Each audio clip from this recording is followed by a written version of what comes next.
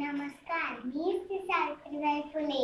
त्यांनी मुलींसाठी पहिली काढली होती. त्या म्हणत होत्या की मुलींनो शिका, मोठे व्हा, म्हणजे तुम्हाला कोणी फसवणार नाही. शिकलेली आई घरात पुढे नाही. मुलगी शिकली, प्रगती झाली. तरी आजकालचे समाजातले लोक मुलींना जन्माच्या आधीच मारून टाकतात. असं करू नका, हे थांबवा. हे जर थांबवलं नाही तर भावाला बहीण कुठे मिळेल, भावाला राखी कोण बांधेल आणि वडिलांना मुलगी कुठून मिळेल आणि नवऱ्याला बायको कुठून मिळेल.